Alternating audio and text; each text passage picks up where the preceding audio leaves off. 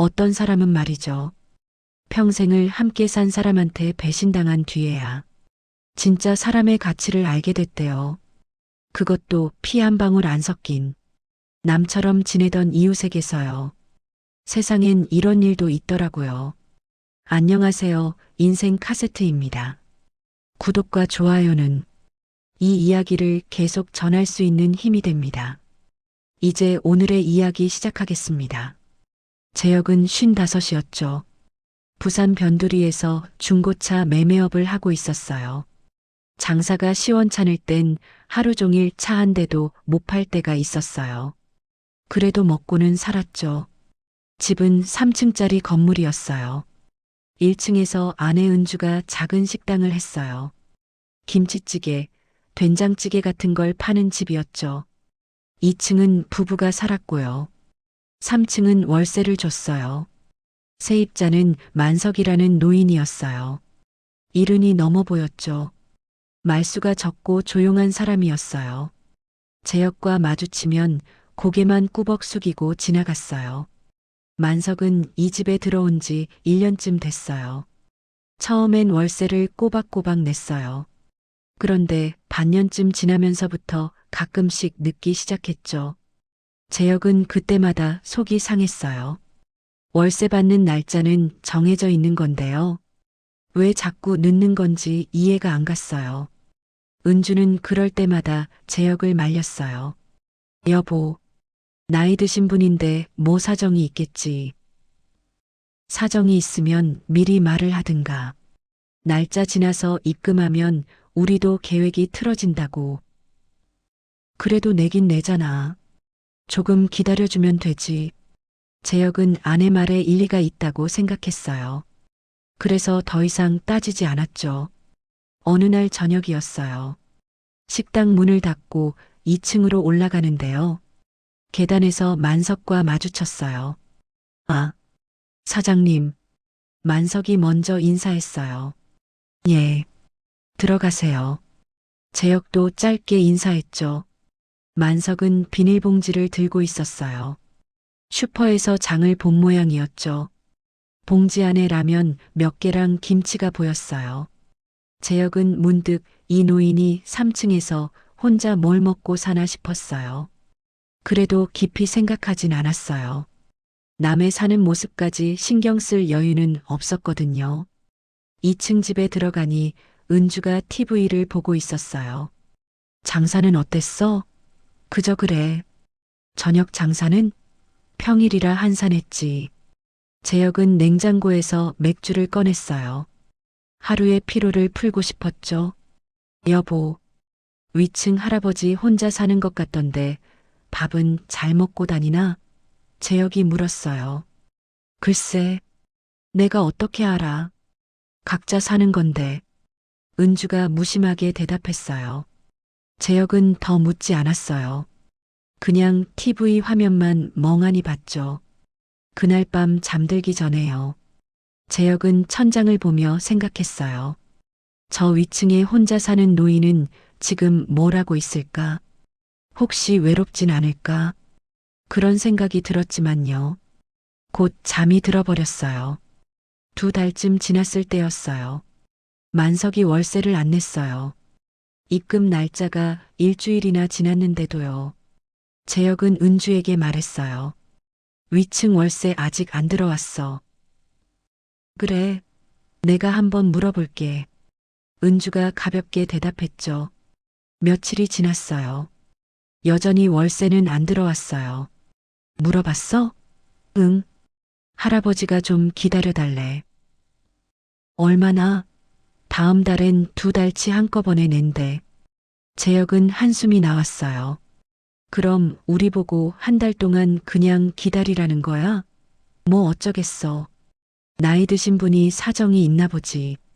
은주는 태연했어요. 제역은 마음이 불편했어요. 월세는 약속인데요. 약속을 못 지키면 미안해하는 게 당연한 거 아닌가. 그런데 은주는 왜 저렇게 아무렇지도 않은 건지요. 우리도 돈이 여유롭지 않잖아. 월세 들어와야 카드값 내고 그러는 건데. 알아. 그래도 한 달만 기다려주자. 할아버지가 딱 하시잖아. 재혁은 더 말하지 않았어요. 아내와 싸우기 싫었거든요. 다음 달이 됐어요. 만석은 2달치를 냈어요. 하지만 재혁 마음속엔 뭔가 깨름칙한 게 남았죠. 그 후로도 만석은 가끔씩 월세를 늦게 냈어요. 한 달에 한 번씩은 꼭 그랬어요. 재혁은 점점 짜증이 났어요. 이번에도 또 늦었네. 여보, 그러지 마. 나중에 다 내잖아. 다 낸다고 되는 게 아니지. 날짜를 지켜야지. 할아버지가 무슨 수입이 있겠어. 국민연금 받아서 사는 거 아니겠어? 그럼 더 계획적으로 써야지. 재혁과 은주는 이 문제로 자주 다퉜어요. 어느 날 저녁이었어요. 재혁이 중고차 매매 사무실에서 돌아왔는데요. 1층 식당 앞에 만석이 서 있는 게 보였어요. 은주가 만석한테 뭔가를 건네주고 있었어요. 비닐봉지였죠. 안에 반찬 같은 게 들어있는 것 같았어요. 고맙습니다. 사모님, 만석이 고개를 숙이며 말했어요. 아니에요. 저희도 남는 거예요. 편하게 드세요. 은주가 웃으며 대답했죠. 재혁은 그 모습을 보며 생각했어요. 월세도 제때 못 받는 사람한테 반찬까지 주다니.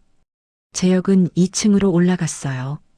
조금 뒤에 은주도 올라왔죠. 위층 할아버지한테 반찬 줬어? 재혁이 물었어요. 응. 저녁에 남은 거 좀 줬어. 월세도 제때 못 내는 사람한테? 여보, 그런 식으로 말하지 마. 할아버지가 얼마나 딱하신데. 우리도 여유롭지 않아. 괜히 정주지 마. 재혁이 단호하게 말했어요. 은주는 아무 말도 하지 않았어요. 그냥 방으로 들어가 버렸죠. 재혁은 거실에 혼자 앉아 있었어요. 마음이 복잡했어요. 자기가 너무 야박한 건가. 그런 생각이 들었지만요. 동시에 아내가 너무 순진한 것 같기도 했어요. 석 달째 되던 달이었어요. 만석이 또 월세를 밀렸어요. 이번엔 일주일이 아니라 보름이 지났는데도 안 냈어요. 재혁은 더 이상 참을 수 없었어요. 이번엔 내가 직접 올라가서 얘기할 거야. 여보, 진짜 그러지 마. 내가 물어볼게. 당신이 물어봐서 뭐가 달라졌어? 매번 늦는데. 재혁은 3층으로 올라갔어요. 만석의 방문을 두드렸죠. 누구세요? 안에서 만석의 목소리가 들렸어요. 사장입니다. 문이 열렸어요. 만석이 미안한 표정으로 나왔죠. 아, 사장님, 죄송합니다. 월세 말씀이시죠? 네. 이번엔 너무 늦으셨습니다. 정말 죄송합니다. 이번에 병원비가 좀 들어가서요. 만석은 고개를 숙였어요. 재혁은 만석의 얼굴을 봤어요. 많이 수척해진 것 같았어요. 뭔가 아픈 게 맞나 봐요. 병원은 다니고 계세요? 네. 당뇨가 있어서요. 약값이 좀 나가서. 재혁은 말문이 막혔어요. 아픈 노인한테 뭐라고 더 말할 수가 없었죠. 일주일만 더 기다려주시면 안 될까요? 제가 지인한테 돈을 좀 빌려서. 만석이 조심스럽게 말했어요. 재혁은 잠시 침묵했어요. 그리곤 고개를 끄덕였죠. 알겠습니다. 일주일 드릴게요. 고맙습니다. 사장님, 재혁은 2층으로 내려왔어요. 은주가 불안한 표정으로 기다리고 있었어요. 뭐래? 일주일 더 기다리기로 했어. 마, 내가 뭐라고 했어? 사정이 있다니까. 은주가 안도하며 말했어요. 재혁은 소파에 앉았어요. 마음이 무거웠어요. 일주일 뒤였어요. 만석은 약속대로 월세를 냈어요. 재혁은 입금 문자를 보고 안심했죠. 그런데 그날 저녁이었어요. 식당 앞에서 또 은주가 만석한테 반찬을 주고 있는 게 보였어요. 재혁은 참지 못하고 다가갔어요. 여보, 뭐 하는 거야? 여보, 반찬 좀 드리려고. 내가 그러지 말라고 했잖아. 재혁의 목소리가 커졌어요. 만석이 당황하며 말했어요. 사장님, 죄송합니다. 사모님께서 주신다고 해서. 아니에요. 할아버지 잘못 없어요. 재혁은 은주를 보며 말했어요. 들어가자. 지금 얘기해야겠어. 재혁과 은주는 2층으로 올라갔어요. 당신 왜 이래? 내가 반찬 좀 주는 게 뭐가 잘못이야? 월세도 제때 못 내는 사람한테 왜 자꾸 정을 줘? 그게 무슨 상관이야? 나이 드신 분이 혼자 사시는데 반찬 좀 챙겨드리면 안 돼? 그러다가 나중에 더 큰일 생기면 어쩌려고. 무슨 큰일? 당신이 정주면 상대방도 그걸 기대하게 돼. 그러다가 우리가 안 해주면 서운해하고. 여보, 당신 언제부터 그렇게 매정해졌어? 은주의 목소리가 떨렸어요. 나는 현실적으로 생각하는 거야. 우리도 여유 없다고.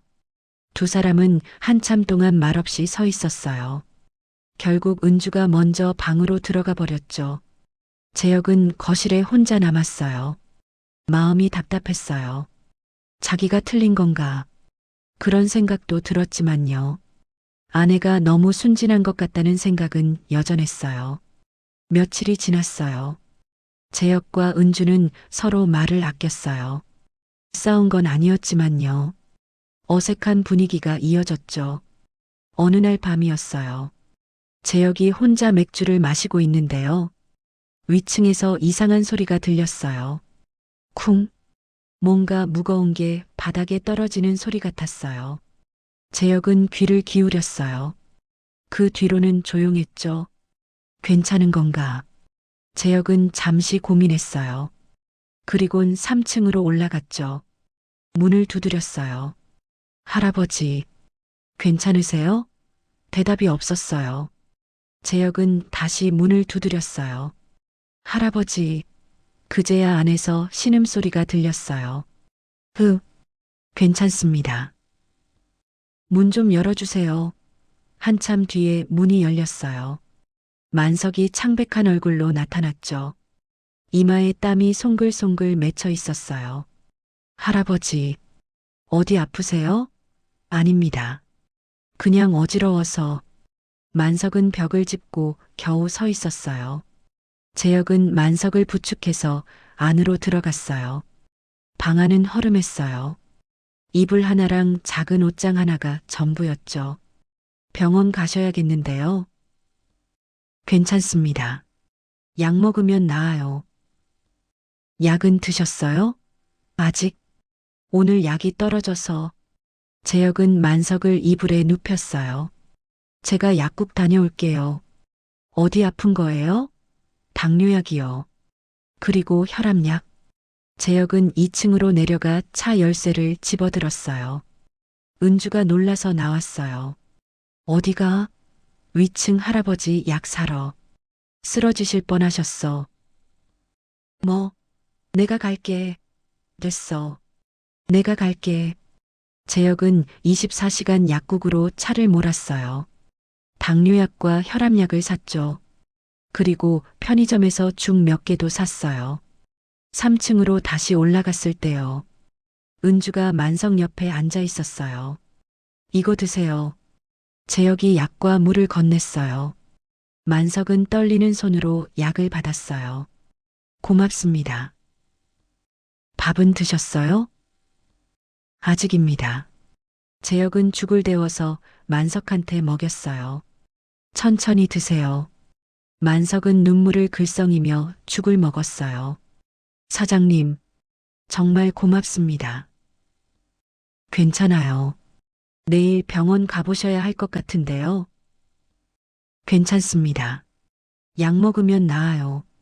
재혁과 은주는 만석이 죽을 다 먹을 때까지 옆에 있었어요. 2층으로 내려왔을 때였어요.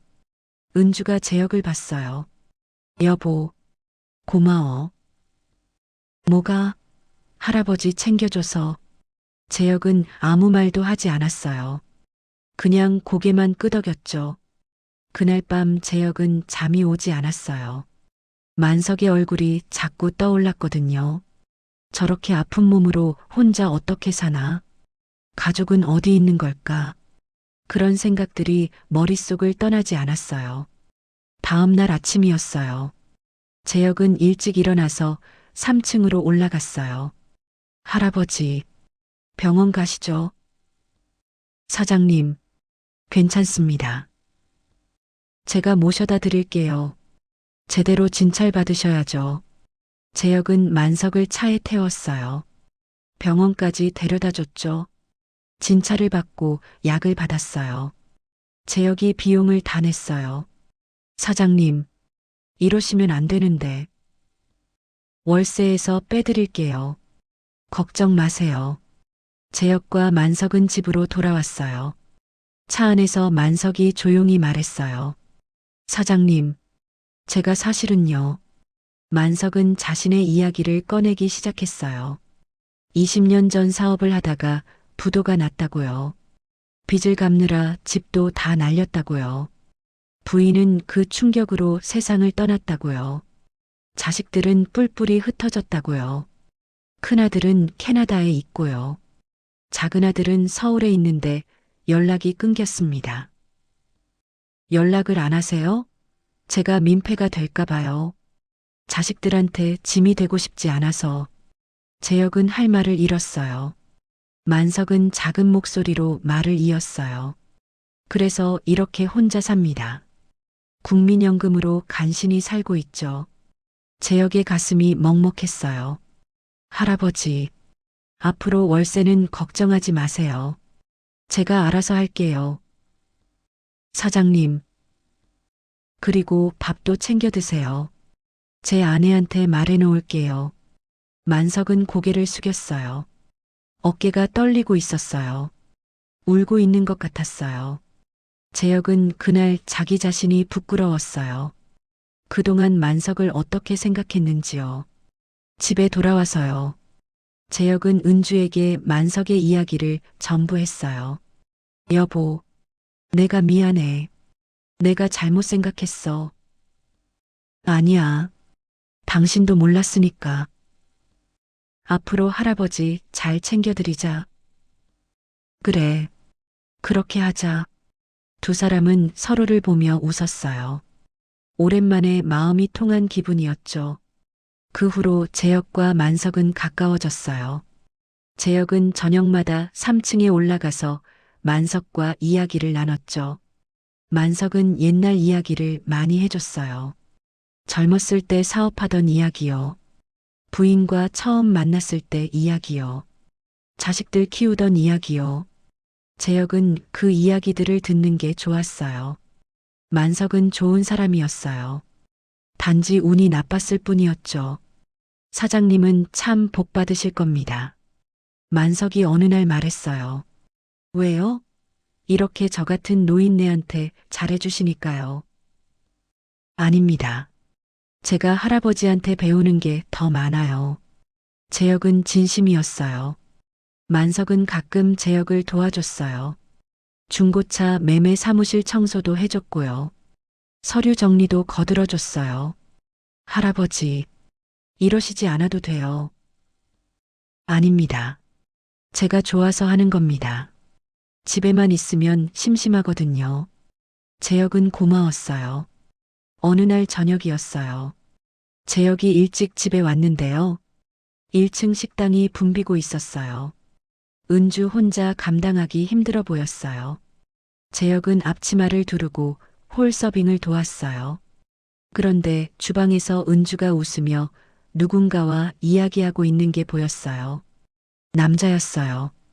36쯤 돼 보이는 젊은 남자였죠. 여보, 저 사람 누구야? 아, 식자재 납품하는 준서 씨야. 오늘 물건 가져왔다길래 커피 한 잔 대접하는 거야. 그래. 재혁은 별로 신경 쓰지 않았어요. 하지만 그날 이후로요. 그 남자가 자주 보이기 시작했어요. 일주일에 두세 번은 오는 것 같았어요. 저 사람 왜 자주 와? 물건 가져오는 거지. 일주일에 몇 번씩? 여보, 왜 그래? 은주가 이상하다는 표정으로 재혁을 봤어요.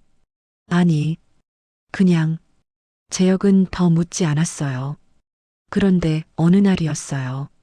재혁이 사무실에서 일찍 나왔는데요. 식당 앞에 고급 세단이 한 대 서 있는 게 보였어요. 그 차에서 준서가 내렸어요. 은주가 식당 문을 열고 나왔죠. 두 사람이 뭔가 이야기를 하고 있었어요. 준서가 은주 어깨에 손을 올렸어요. 재혁은 멈춰 섰어요. 은주가 웃으며 준서의 손을 치워냈어요. 장난스러운 동작이었죠. 재혁은 갑자기 가슴이 답답했어요. 그냥 친한 거겠지. 납품업자랑 친하게 지낼 수도 있는 거지. 그렇게 스스로를 달랬어요. 하지만 그날 이후로요. 재혁은 자꾸만 그 장면이 떠올랐어요. 며칠 뒤였어요. 재혁은 일부러 낮에 집에 들렀어요. 식당은 점심 장사가 끝난 뒤였어요. 은주가 설거지를 하고 있었죠. 여보, 왜 이 시간에? 볼일 보다가 들렀어. 재혁은 식당 안을 둘러봤어요. 평범한 모습이었어요. 커피 한 잔 줄까? 응. 은주가 커피를 내왔어요. 두 사람은 테이블에 마주 앉았어요. 요즘 장사는 어때? 그냥 그래. 평일은 한산하고 주말에 좀 붐비고. 식자재 납품하는 사람. 그 준서 씨? 요새도 자주 와? 재혁이 무심한 척 물었어요. 응. 일주일에 한두 번?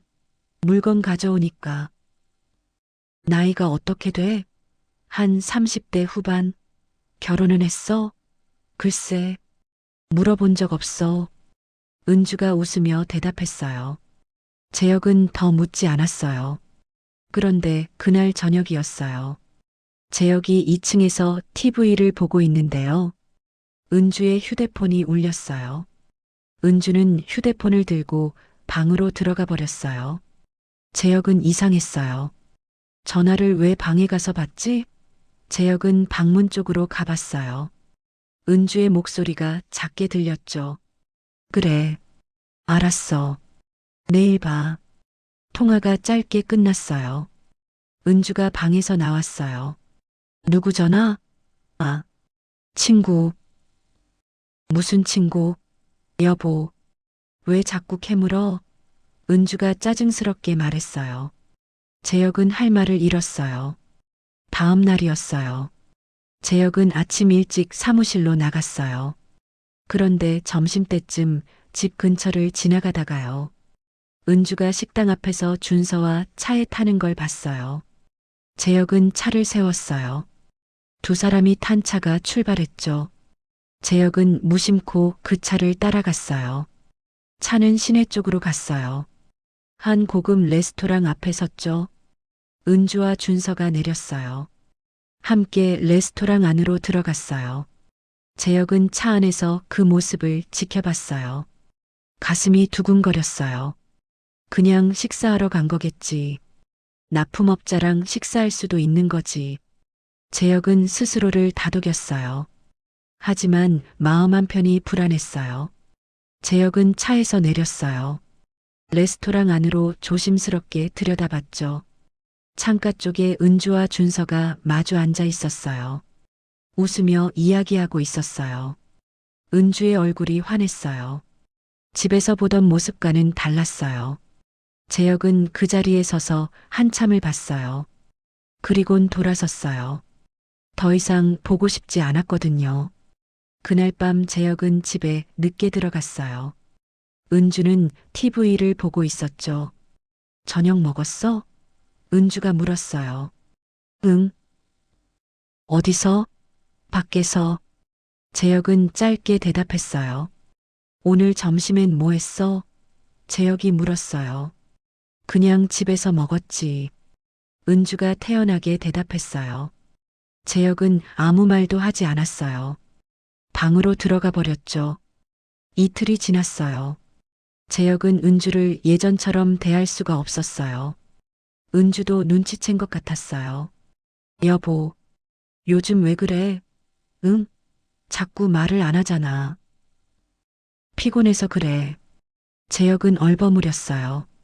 그날 저녁이었어요. 재혁이 2층에 있는데요. 3층에서 만석이 내려왔어요. 사장님, 잠깐 드릴 말씀이 있는데요. 만석의 표정이 심각했어요. 무슨 일이세요? 안으로 들어가서 말씀드려도 될까요? 재혁은 만석을 거실로 들였어요.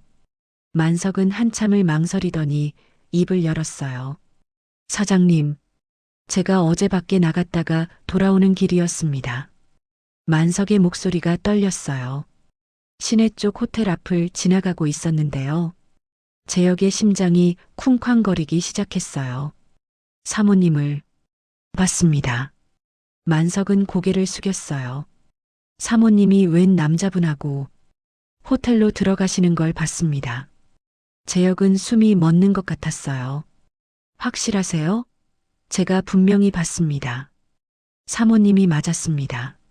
만석은 주머니에서 휴대폰을 꺼냈어요. 죄송합니다. 그냥 지나칠 수가 없어서 사진을 찍었습니다. 휴대폰 화면을 재혁에게 보여줬어요. 흐릿했지만요. 분명 은주였어요. 준서와 함께 호텔로 들어가는 모습이었죠. 재혁은 휴대폰을 보며 아무 말도 할 수 없었어요. 사장님, 정말 죄송합니다. 하지만 사장님께선 알 권리가 있다고 생각했습니다. 만석의 목소리가 떨렸어요. 재혁은 고개를 들어 만석을 봤어요. 고맙습니다. 할아버지. 사장님, 이 사진 제 휴대폰으로 보내주시겠어요? 네. 만석은 사진을 재혁의 휴대폰으로 보냈어요. 할아버지, 이 일은 저희 둘만 아는 걸로 해주세요. 그러겠습니다. 사장님, 만석은 조심스럽게 3층으로 올라갔어요. 재혁은 혼자 거실에 남았어요. 손이 떨렸어요. 숨이 가빠졌어요. 재혁은 휴대폰 사진을 계속 들여다봤어요. 믿고 싶지 않았지만요. 분명한 증거였어요. 재혁은 며칠 동안 아무것도 할 수가 없었어요. 사무실에 앉아 있어도 일이 손에 잡히지 않았죠. 은주는 평소와 다름없이 식당 일을 했어요. 아무렇지도 않은 표정으로요. 재혁은 은주를 볼 때마다 가슴이 막혔어요. 어떻게 저렇게 태어날 수 있지? 나를 사랑한 적이 있긴 한 걸까? 그런 생각들이 머릿속을 떠나지 않았어요. 사흘째 되던 날이었어요. 재혁은 만석을 찾아갔어요. 할아버지, 그날 사모님이 호텔에 들어간 시간이 언제였죠? 저녁 7시쯤이었습니다. 몇 시에 나왔어요? 제가 1시간쯤 근처에서 기다렸는데 안 나오시더군요. 재혁은 고개를 끄덕였어요. 호텔 이름이 뭐였죠? 호텔이었습니다. 재혁은 휴대폰에 메모했어요. 할아버지, 혹시 그 남자가 어떤 차를 타고 왔는지 봤어요? 검은색 BMW였습니다. 번호판도 사진에 찍혔습니다. 만석이 사진을 확대해서 보여줬어요. 재혁은 번호판을 확인했어요. 고맙습니다. 사장님, 앞으로 어떻게 하실 겁니까? 재혁은 대답하지 않았어요. 자기도 아직 몰랐거든요. 다음 날 저녁이었어요. 은주가 외출한다고 했어요. 어디가? 친구 만나. 무슨 친구? 고등학교 동창? 은주는 화장을 하고 나갔어요. 재혁은 은주가 나간 뒤요. 은주 휴대폰 위치를 확인했어요. 부부끼리 위치 공유를 해놨거든요. 은주는 시내 쪽으로 가고 있었어요. 재혁도 차를 몰고 나갔어요. 은주의 위치가 멈췄어요. 호텔이었어요. 재혁은 호텔 주차장으로 들어갔어요. 검은색 BMW가 보였어요. 번호판을 확인했죠. 만석이 찍은 사진 속 차가 맞았어요. 재혁은 차에서 내려 호텔 로비로 갔어요. 로비 소파에 앉아 기다렸어요. 1시간이 지났어요. 2시간이 지났어요. 밤 11시쯤이었어요. 엘리베이터가 열렸어요. 은주와 준서가 나왔어요. 두 사람은 웃으며 이야기하고 있었어요. 준서가 은주 허리에 손을 두르고 있었죠. 재혁은 일어섰어요. 두 사람이 로비를 지나가려는 순간이었어요. 재미있었어? 재혁이 말했어요. 은주와 준서가 동시에 돌아봤어요. 은주의 얼굴이 하얗게 변했어요. 여보. 여기서 뭐 하는 거야? 재혁의 목소리는 차가웠어요. 준서가 당황한 표정으로 말했어요. 저기, 닥쳐. 당신한테 물어본 거 아니야. 재혁은 은주를 봤어요. 집에 가자. 이야기하자. 은주는 아무 말도 못했어요. 고개만 끄덕였죠. 재혁과 은주는 각자 차를 타고 집으로 갔어요. 집에 도착했어요. 재혁과 은주는 2층 거실에 마주 앉았어요. 한참 동안 침묵이 흘렀어요. 재혁이 먼저 입을 열었어요. 언제부터였어? 여보. 물어보잖아. 언제부터였냐고. 재혁의 목소리가 떨렸어요. 3달 전부터. 은주가 작은 목소리로 대답했어요. 3달. 재혁은 웃음이 나왔어요. 허탈한 웃음이었죠. 3달 동안 나를 속였구나. 여보, 나도 어쩔 수가 없었어. 어쩔 수가 없다고? 뭐가 어쩔 수가 없어? 재혁의 목소리가 커졌어요. 그 사람이 날 좋아한다고 했어. 나도 외로웠어. 외로웠어? 재혁은 자리에서 벌떡 일어났어요. 나는 뭐야? 나는 당신 남편 아니야? 여보, 우리 요즘 대화도 안 하잖아. 당신은 맨날 일만 하고. 그게 바람 피울 이유가 돼? 재혁은 소리를 질렀어요. 은주도 소리를 높였어요. 당신은 날 사랑한 적이 있어? 결혼하고 나서 언제 날 사랑한다고 했어? 사랑은 말로 하는 거야? 내가 이 집을 위해 얼마나 일했는데. 돈만 벌어오면 다야? 난 관심이 필요했어. 두 사람은 한참을 소리를 지르며 싸웠어요. 재혁은 결국 주저앉았어요. 이혼하자. 재혁이 말했어요. 뭐? 이혼하자고. 더 이상 못 살아. 여보. 당신이 나한테 한 짓을 생각하면 같은 공간에 있기도 싫어. 재혁은 차갑게 말했어요. 은주가 눈물을 흘렸어요. 여보, 다시 생각해줘. 생각할 것도 없어.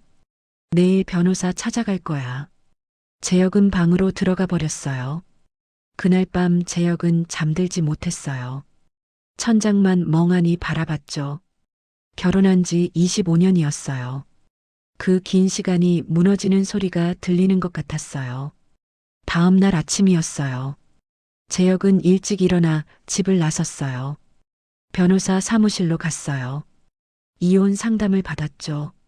재산은 반씩 나누시면 됩니다. 다만 유책 배우자 쪽이 위자료를 지급해야 합니다. 얼마나요? 상황에 따라 다르지만 3천에서 5천 정도 예상됩니다. 재혁은 고개를 끄덕였어요. 집으로 돌아왔을 때요. 은주가 2층에 없었어요. 1층 식당도 문을 닫았더군요. 재혁은 3층으로 올라갔어요. 만석에게 물었어요. 할아버지, 사모님 보셨어요? 아침에 짐 싸서 나가시던데요. 재혁은 아무 말도 하지 않았어요. 그냥 2층으로 내려왔죠. 방을 확인했어요. 은주 옷이 다 사라져 있었어요. 재혁은 침대에 앉았어요. 이제 혼자구나. 그런 생각이 들었어요. 그때 문자가 왔어요. 은주였어요. 여보, 내가 잘못했어. 시간을 줘. 다시 생각해보자. 재혁은 답장하지 않았어요. 휴대폰을 던져버렸죠. 한 달이 지났어요. 이혼 절차가 진행됐어요. 은주는 처음엔 거부했지만요. 결국 응했어요. 재산은 반씩 나눴어요. 건물은 재혁이 가졌고요. 은주는 현금으로 절반을 받았어요. 위자료 3천만 원도 은주가 재혁에게 줬어요. 모든 게 정리됐어요. 재혁은 이제 혼자였어요. 1층 식당은 문을 닫았어요. 재혁이 직접 운영할 수는 없었거든요. 2층에서 혼자 살았어요. 만석은 여전히 3층에 있었어요. 재혁은 저녁마다 3층으로 올라갔어요. 만석과 함께 식사했죠. 사장님, 제가 밥이라도 해드릴게요. 아니에요. 제가 사올게요. 재혁은 매일 치킨이나 중국집 음식을 사왔어요. 만석과 나눠 먹었죠. 사장님, 많이 힘드시죠? 만석이 조심스럽게 물었어요. 괜찮아요. 제가 쓸데없는 일을 한 건 아닌지 모르겠습니다. 아니에요. 할아버지 덕분에 진실을 알았어요. 재혁은 진심이었어요. 만석이 알려주지 않았다면요. 재혁은 계속 속고 살았을 거예요. 할아버지, 고마워요. 사장님, 만석의 눈시울이 붉어졌어요. 두 사람은 함께 소주를 마셨어요. 사장님, 인생이란 게 참 알 수 없습니다. 만석이 말했어요. 저도 옛날엔 돈도 있고 가족도 있었습니다. 그런데 다 잃었죠. 네. 하지만 이렇게 사장님을 만났습니다. 사장님이 저한테 베풀어 주신 은혜는 평생 못 잊습니다. 재혁은 만석의 손을 잡았어요. 저도요. 할아버지가 아니었으면 전 계속 바보처럼 살았을 거예요. 두 사람은 서로를 보며 웃었어요. 서글픈 웃음이었지만요. 따뜻한 웃음이기도 했어요. 2달이 더 지났어요. 재혁은 조금씩 일상을 되찾았어요. 중고차 매매일도 다시 열심히 했어요. 저녁엔 만석과 함께 식사했어요. 주말엔 함께 산책도 갔어요. 사장님, 요즘 얼굴이 좀 펴지셨네요. 그래요? 네. 처음보다 훨씬 밝아지셨어요. 재혁은 거울을 봤어요. 정말 표정이 좀 나아진 것 같았어요. 어느 일요일이었어요. 재혁은 만석과 함께 해운대에 갔어요. 바닷가를 걸으며 이야기했어요. 할아버지, 자식분들한테 연락 한번 해보시는 게 어때요? 괜찮습니다. 연락해보세요. 분명 할아버지를 그리워하고 있을 거예요. 만석은 한참을 생각하더니 고개를 끄덕였어요. 그래 볼까요? 재혁은 웃었어요. 두 사람은 바다를 바라보며 서 있었어요. 파도 소리만 들렸어요. 재혁은 생각했어요. 인생은 정말 알 수 없는 거구나. 평생 함께할 줄 알았던 사람은 떠났고요. 남처럼 지냈던 사람이 옆에 남았어요. 그런데 이상하게도요. 지금이 더 편안했어요. 사장님, 만석이 불렀어요. 네. 고맙습니다. 저한테 가족이 돼주셔서 재혁의 눈시울이 뜨거워졌어요. 저야말로요. 할아버지. 두 사람은 악수를 했어요. 꽉 잡았죠. 놓고 싶지 않았어요. 이 이야기가 남의 일처럼 들리지 않는 이유는요. 아마 이쯤에서 자신의 시간을 떠올리신 분도 계실 겁니다. 믿었던 사람에게 배신당한 적이 있거나요. 혹은 낯선 사람에게서 위로를 받은 적이 있거나요. 우리는 다요. 누군가에게 상처받기도 하고요. 누군가에게 위로받기도 하면서요. 그렇게 살아가는 것 같아요. 재혁은 지금도요. 만석과 함께 살고 있대요. 만석은 캐나다에 있던 큰아들과 연락이 닿아서요. 가끔 영상통화를 한다고 해요. 재혁은 다시 식당을 열었어요. 이번엔 직접 운영하지 않고요. 다른 사람한테 임대를 줬대요. 혼자 사는 게 외롭지 않냐고 물으면요. 재혁은 이렇게 대답한대요. 외롭지 않아요. 할아버지가 계시니까요. 피 한 방울 안 섞였지만요. 진짜 가족이 된 두 사람이에요. 여러분은 지금요, 누구와 함께 계신가요? 그 사람이 진짜 가족인지요? 한번 생각해 보시면 좋겠어요. 가족은 피로 맺어지는 게 아니라요. 마음으로 맺어지는 거니까요. 오늘의 이야기는 여기까지입니다. 지금까지 인생 카세트였습니다. 감사합니다.